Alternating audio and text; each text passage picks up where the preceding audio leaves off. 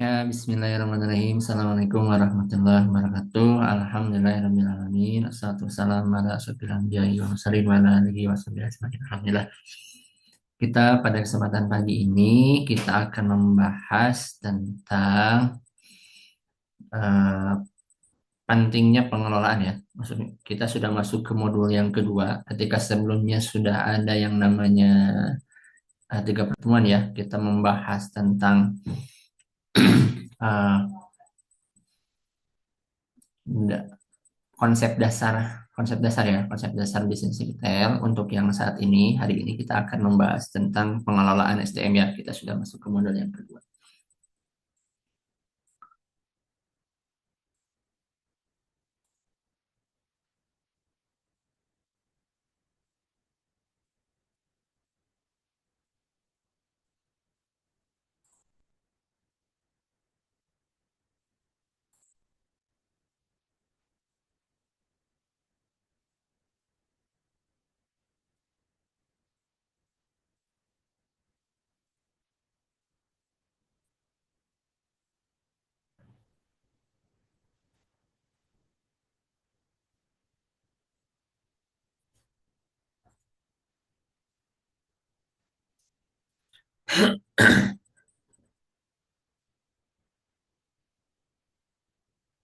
Oke ya, sudah terlihat ya. Jadi modul yang kedua yaitu tentang manajemen SDM. Ini akan kita bagi menjadi beberapa materi ya. Mungkin setidaknya mungkin dua pertemuan mungkin ya. Mudah-mudahan sampai minggu depan.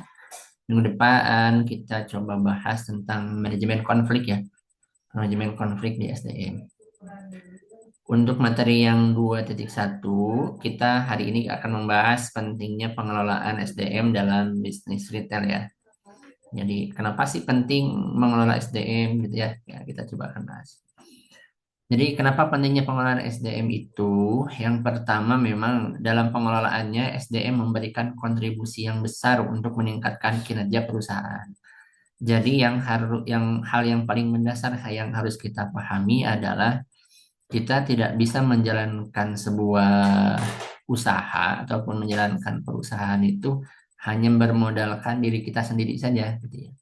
Tetap kita butuh bantuan teman-teman di teknis, apakah staf kita ataupun misalnya kepala gudang misalkan kan gitu ya, ataupun kepala toko itu kan bagian dari, termasuk juga sampai hal yang kecil misalkan OB misalkan ya, office boy misalkan gitu ya. Itu juga harus dikelola tuh, karena bagaimanapun mereka ini berkontribusi baik secara langsung ataupun tidak langsung dalam meningkatkan kinerja perusahaan ya.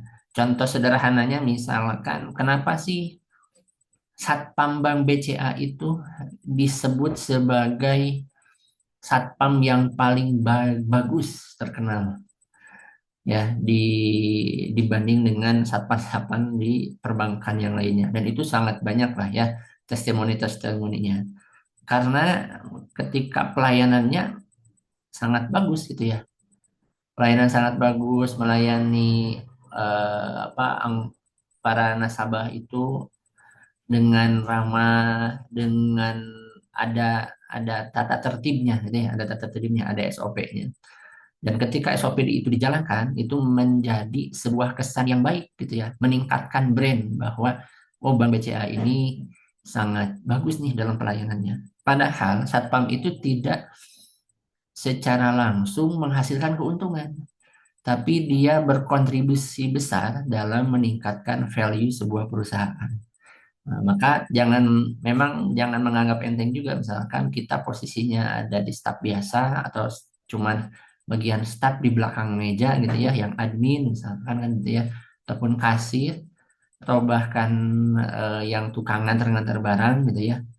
Nah, itu tidak secara otomatis secara kedudukan ya lebih bagus, ya, ataupun lebih baik, karena masing-masing porsi memiliki tugas dan masing-masing. Jadi hal yang pertama, kenapa sih pentingnya pengelolaan SDM? Karena harus kita sadari bahwa semua SDM itu memberikan kontribusinya masing-masing kepada meningkatnya kinerja perusahaan. Dengan demikian, bisnis retail akan mendapatkan keuntungan yang kompetitif melalui pengembangan dan pengelolaan SDM yang tepat. SDM ini mau sedikit ataupun banyak harus dikelola. Misalkan kita punya staf cuma satu, misalkan baru kasir aja, walaupun cuma satu orang tetap harus dikelola. Jangan sampai cuma satu aja nggak usah dikelola lah gitu baca. Tetap harus ada pengelolaannya, gitu ya. Jangan apalagi banyak, gitu ya. Misalkan kita punya tim banyak, tapi kok ini penjualannya masih kurang bagus nih. Jadi kurang bagus, target nggak tercapai. Oh, mungkin bisa saja bukan dari SDM-nya nih yang salah, tapi kita dari tim manajemen yang kurang bisa mengembangkan dan juga mengelola SDM tersebut. Jadi apa buih ya. Kalau kata Rasul kan nanti kita akan banyak nih buih apa Muslim itu akan sangat banyak buih seperti buih di lautan kan dibaca. Nah, sederhananya juga sama gitu. Jadi eh, perusahaan kita pun misalkan ketika punya banyak SDM, maka ketika tidak dikelola hanya seperti buih saja, gitu ya, tidak ngambang, gitu ya, ngambang, ngambang di air ke kanan, buih ikut ke kanan, air ke kiri ikut ke kiri, gitu, ya.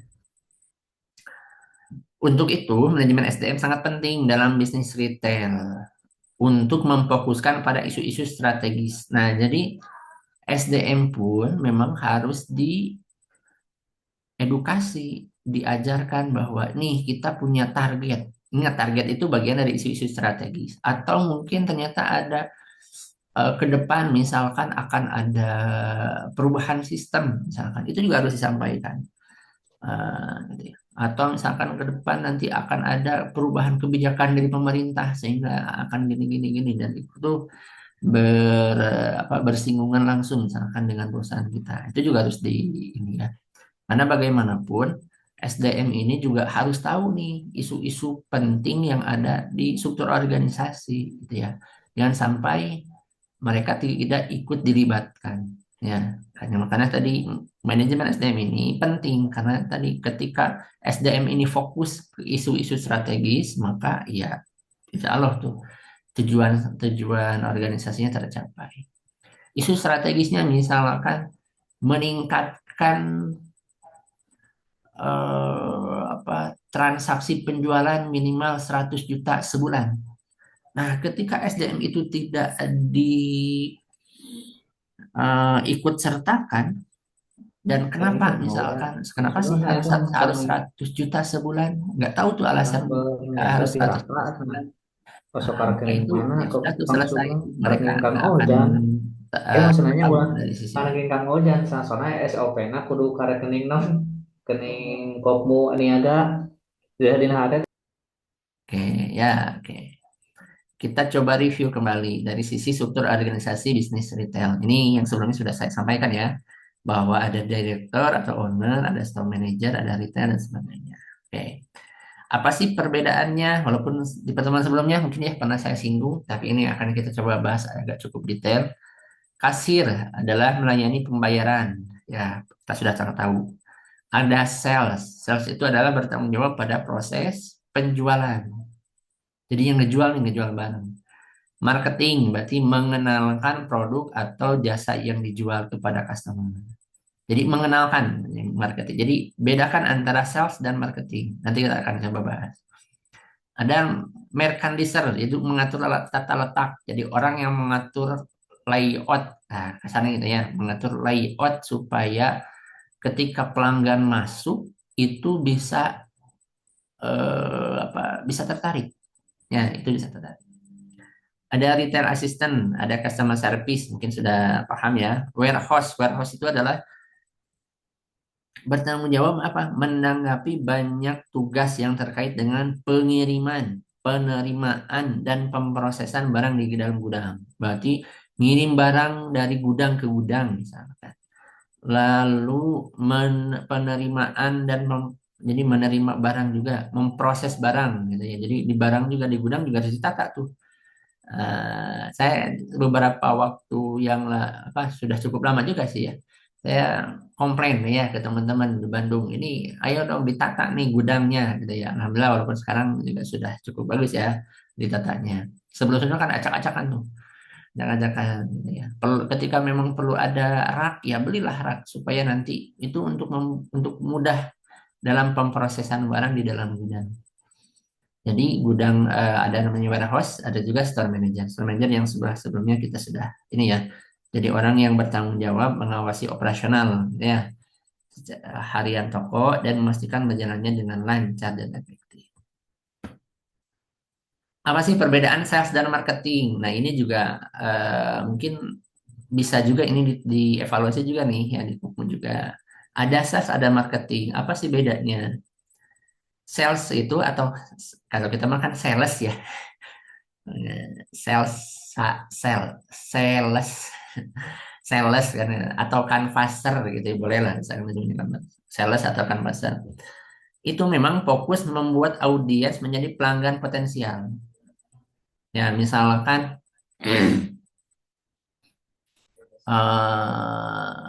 lalu, lalu yang marketing fokus membangun kepuasan customer dan membuat pelanggan potensial menjadi pelanggan tetap. Nih, pelanggan potensial itu misalkan eh, kemarin kita bahas yang 10 orang, kita kan kemarin kita ada studi kasus ya, studi kasus yaitu Ihsan ingin membuka toko mainan, ya, toko mainan dan konsumen utamanya adalah 10 orang para pedagang mainan yang biasa mangkal di sekolah. Nah, bagi orang sales, seorang sales, maka dia bagaimana caranya 10 orang itu harus menjadi pelanggan potensial. Jadi misalkan ya dia datengin tuh. Dia datengin, tawarin langsung ke 10 orang itu. Dirayu, dijelaskan produknya, keunggulannya dan sebagainya. Mungkin makanya kalau kita dengan sales, gitu, ketika ngobrol dengan sales, pasti bermulut manis gitu ya. Bermulut manis bahkan kadang juga kadang hiperbola ya, melebih-lebihkan. Nah, tapi memang itulah bagian dari apa ya, itu mah dari trik ya, trik dari sales gitu ibaratnya. Bagaimana caranya yang 10 orang ini menjadi pelanggan potensial nih? Jadi ibaratnya mah. Karena kalau sampai closing nih yang 10 orang ini, maka dia akan berbelanja ke toko kita. Ya. Tapi kalau marketing berarti membangun customer, kepuasan customer dan mengubah pelanggan potensial menjadi pelanggan tetap. Nah, jadi misalkan marketing itu ya bagaimana caranya misalkan ketika si 10 orang ini misalkan sudah berbelanja satu kali, ternyata di marketing itu punya SOP. Setiap orang yang setiap pelanggan potensial yang sebelumnya sudah melakukan pembelanjaan satu kali, maka tim marketing harus mengirim WA misalkan. Terima kasih Bapak sudah berbelanja di toko kami. Kami harapkan barang Anda Bapak Ibu puas berbelanja di kami. Jika berkenan untuk berbelanja kembali, boleh menghubungi kami melalui WA atau sebagainya. Itu bagian dari membangun kepuasan. Atau misalkan makanya ketika misalkan contoh sederhana, saya kan setiap bulan tuh dapat tuh WA dari DT Peduli. Terima kasih Bapak Rustandi sudah menyalurkan zakatnya ke DT Peduli. Ya, lalu tuh di bawahnya boleh tuh kan kami menawarkan bla bla bla. Itu bagian dari marketing. Jadi sales itu, nah ini kategori yang keduanya nih, bertemu langsung dengan konsumen. Jadi sales itu nggak bisa cuman diam di kantor, nggak bisa tuh. Dia itu tipenya orang lapangan, harus ketemu, nggak bisa cuman diam gitu ibaratnya. Maka dia akan berinteraksi langsung, gitu ya, berinteraksi langsung. Kalau marketing tidak bertemu langsung dengan konsumen, dia itu membuat konsep, gitu ya, membuat konsep di kantor atau back office, misalkan gitu ya, back office. Kadang dia nge-live, nge-live itu kan tidak, kadang ini juga ya, atau ngebuat materi-materi marketing, misalkan ya. Nanti kita coba belajar apa ada juga namanya marketing funnel ya. Mana marketing funnel nanti mungkin dengan kesempatan kita belajar juga. Tapi marketing ini tidak bertemu langsung. Walaupun memang apakah bisa bertemu boleh sesekali harus nih marketing juga harus ke lapangan. Itu jangan sampai marketing membuat strategi apa, ternyata salesnya menolak. Ini kan menjadi perbedaan nih. Contoh saudaranya ketika Kopmu nih, saudara-saudara, Kopmu membuat proposal yang sangat bagus, dirasa sangat bagus.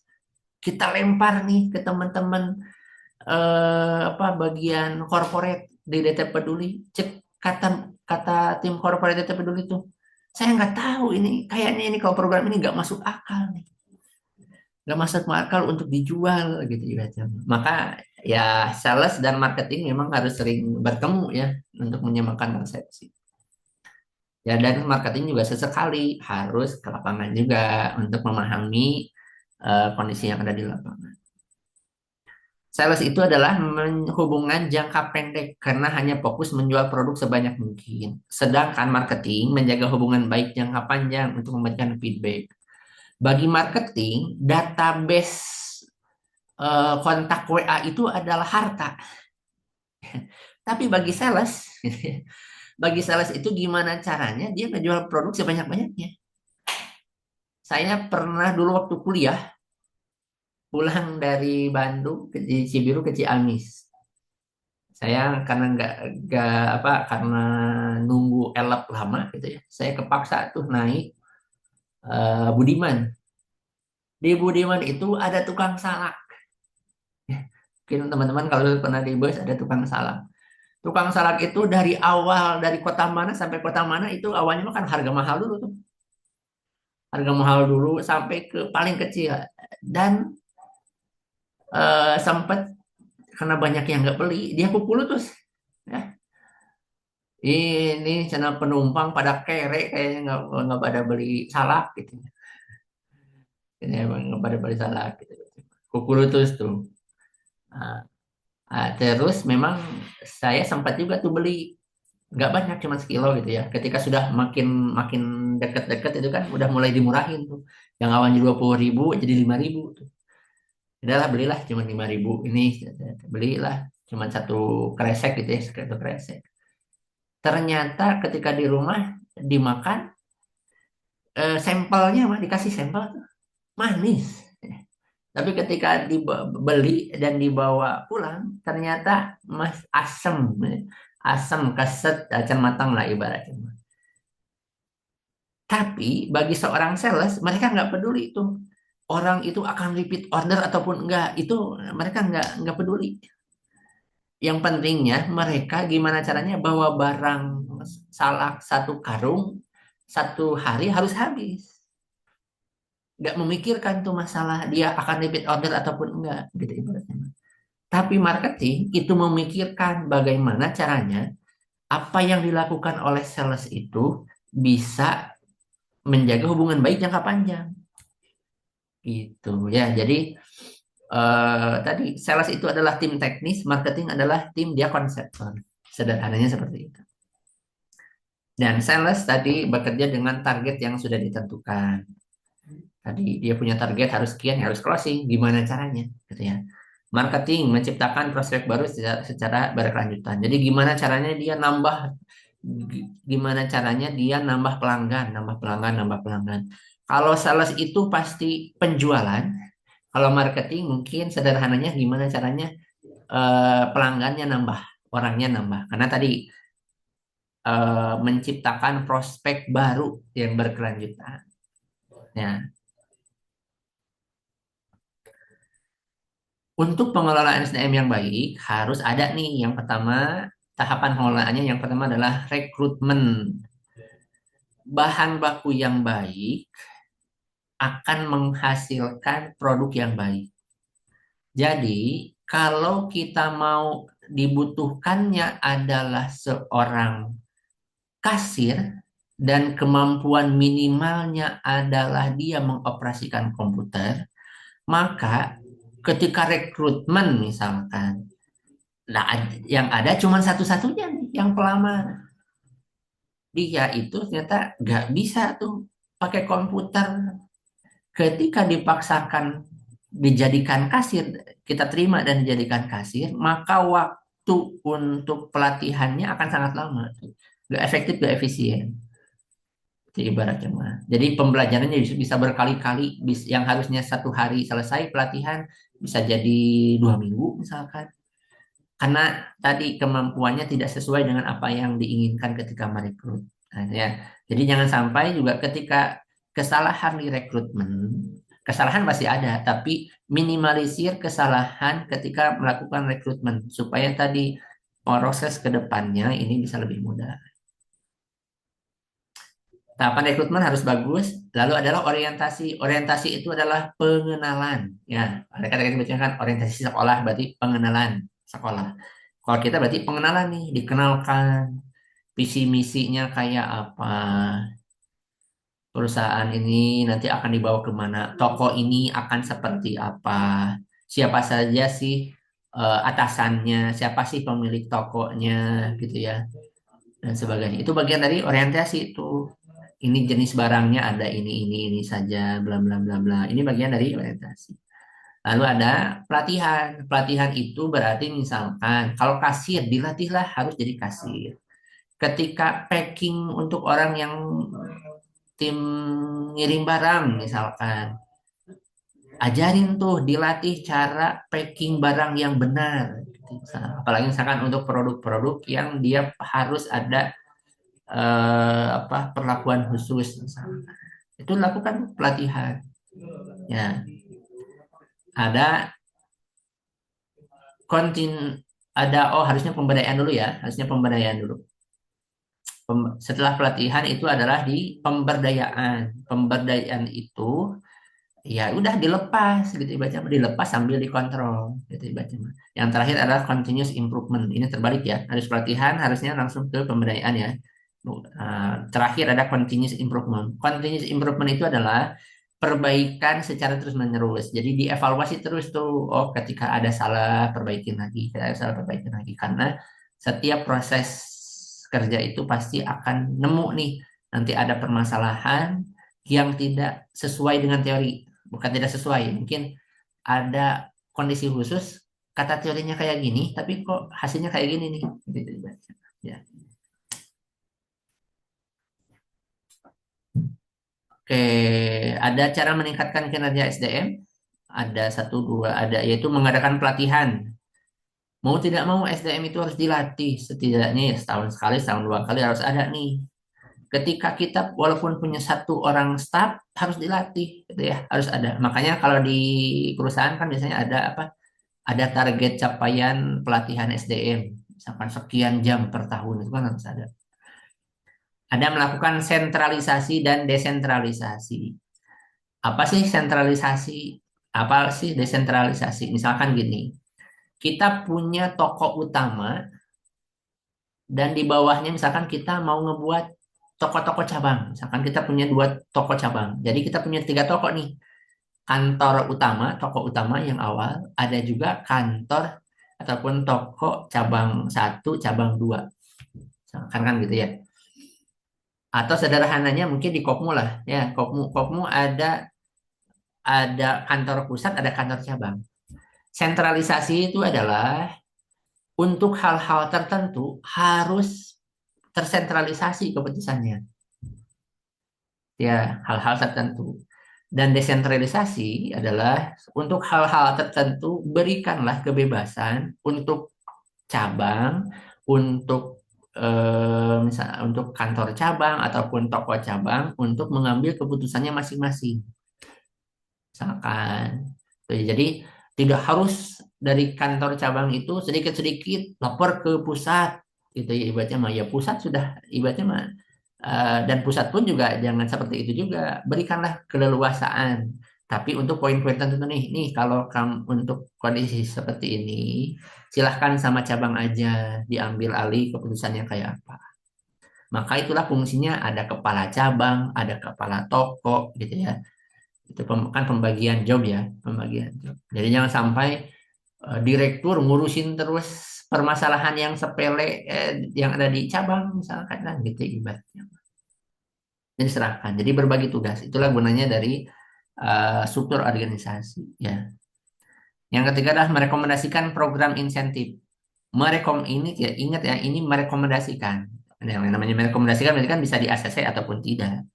Walaupun memang program insentif ini tidak harus berupa uang. Misalkan insentifnya berupa dapat fasilitas misalkan, atau gimana misalkan, boleh nggak misalkan bukan insentif berupa, kalau insentif kan lebih ke materi ya, seperti materi ya. Boleh nggak misalkan bentuknya yang lain buat supaya memotivasi? Boleh. Misalkan kita belajar dari Mister Krab ke SpongeBob dan Squidward gitu ya.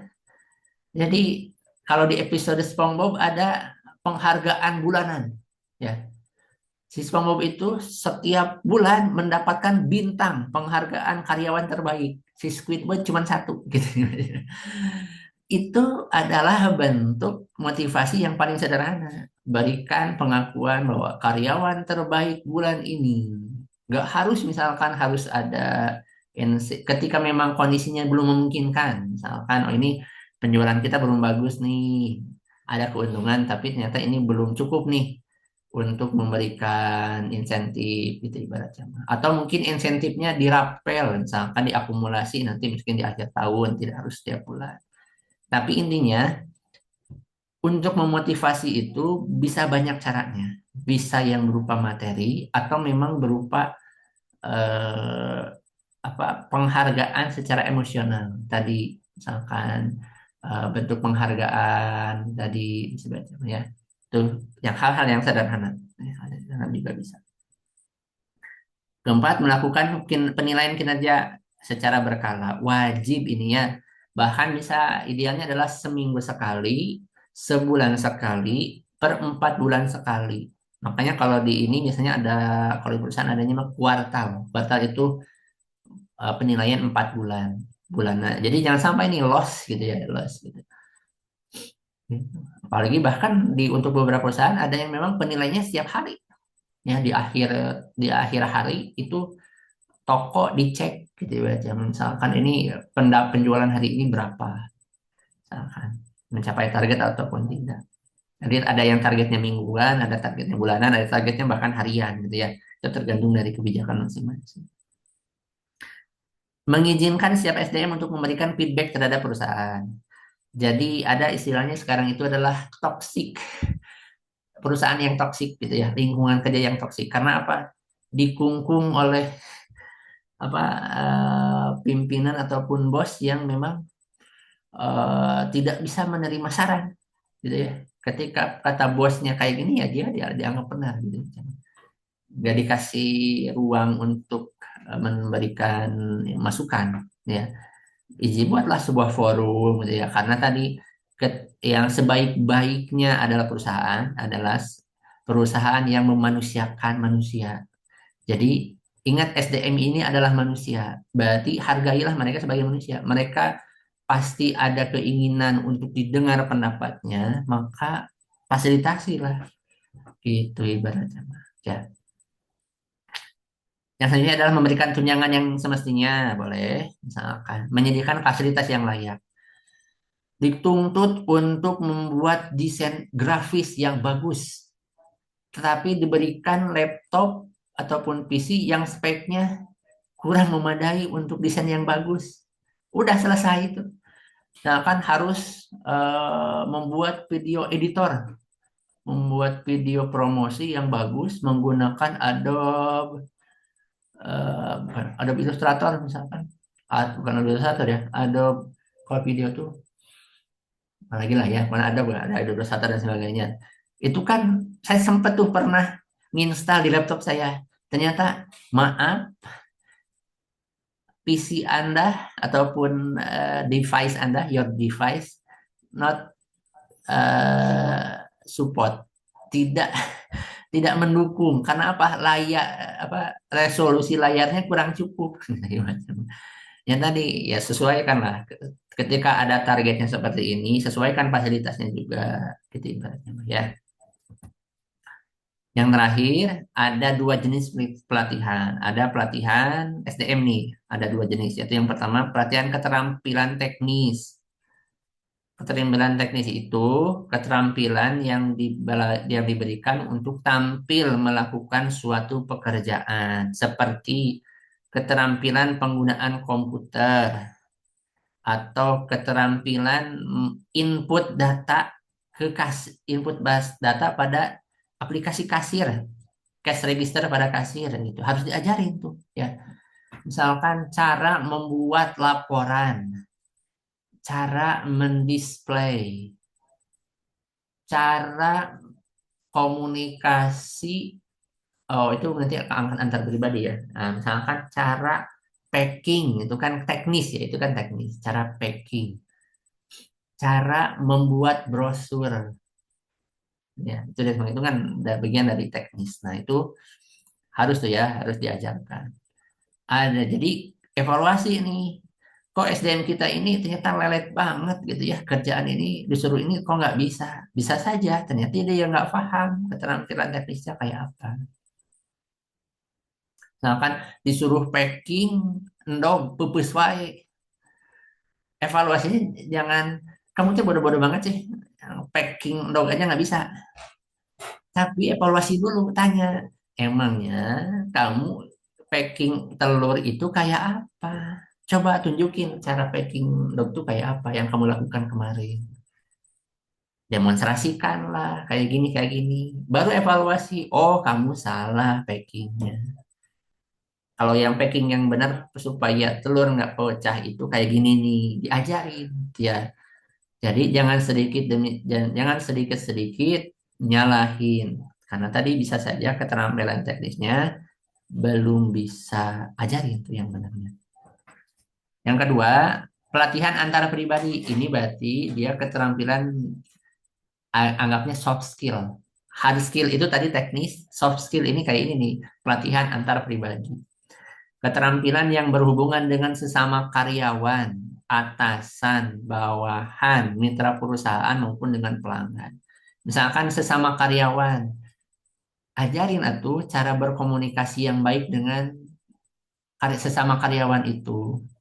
Kan ada ya, misalkan, belum, kan goblok gitu ya. Belum, mana kemana wae gitu ya. Ajarin cara komunikasi yang bagus gitu ya. Hai Jing, kan gitu ya. Atau misalkan anjir mau gitu-gitu teuing itu terapkan gitu ya aku kasih tahu bahwa ada budaya di perusahaan cara komunikasi di perusahaan kita ini kayak gini nih nggak boleh dilanggar ajarin gitu ya jangan sampai apa yang biasanya di luar itu dibawa nih dan kita mafhum aja gitu ibaratnya. Terus misalkan antara atasan dan bawahan gitu ya keterampilan misalkan ini ajarin lah misalkan oh ketika kalau mau ke apa kalau mau ketemu misalkan dengan atasan kita misalkan mau ke ruangannya ya ketok dulu kek misalkan atau salam dulu itu kan bagian dari keterampilan ya itu bahkan mohon maaf nih saya itu dulu diajarin sama Kang Iwan ketika mau nge-WA AA. Walaupun saya belum pernah tuh ke A gimana belum pernah. Tapi ke Adeda pernah tuh.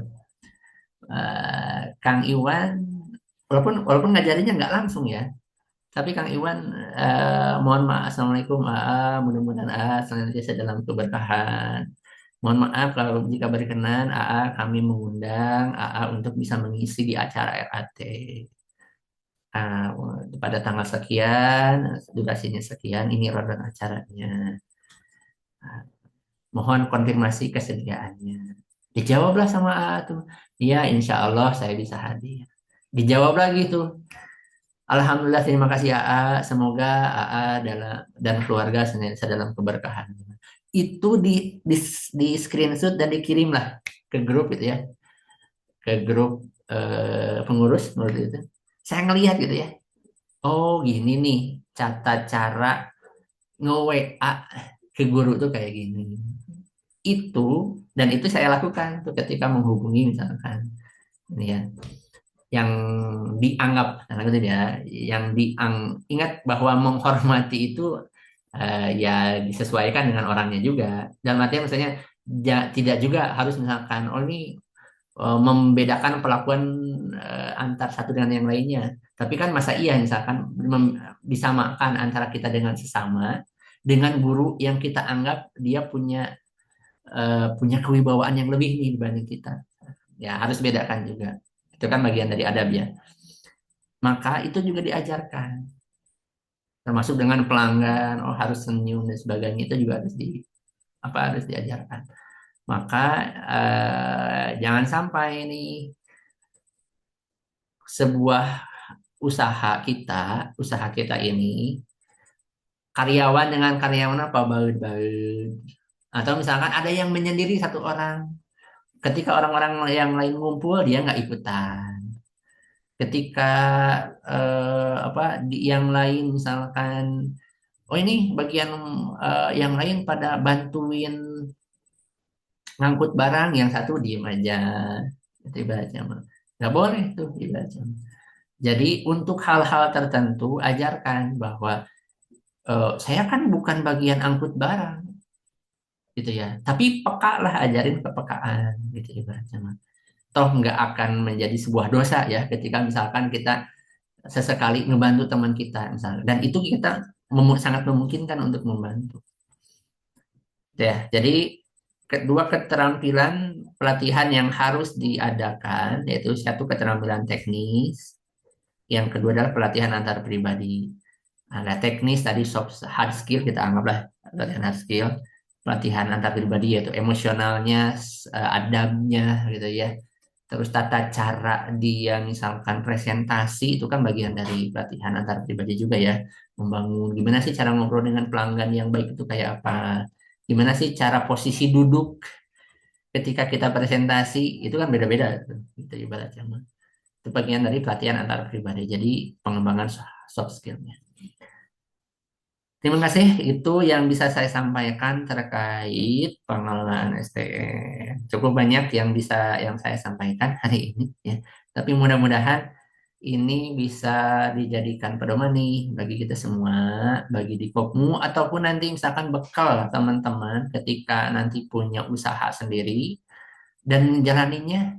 SDM-nya siapa misalkan SDM-nya cuma saya dengan istri, istri juga SDM harus dikelola ya. Oh tenanglah istri ini gitu ya banyak. Kan saya kan bukan nggak punya staff, tapi saya punya tim siapa? Istri itu juga bagian dari tim. Ya, itu juga bagian. Terima kasih itu yang bisa saya sampaikan. Silahkan bagi yang mau nyimak ulang bisa ke YouTube ya ke YouTube. Terima kasih. Assalamualaikum warahmatullahi wabarakatuh. Waalaikumsalam warahmatullahi wabarakatuh.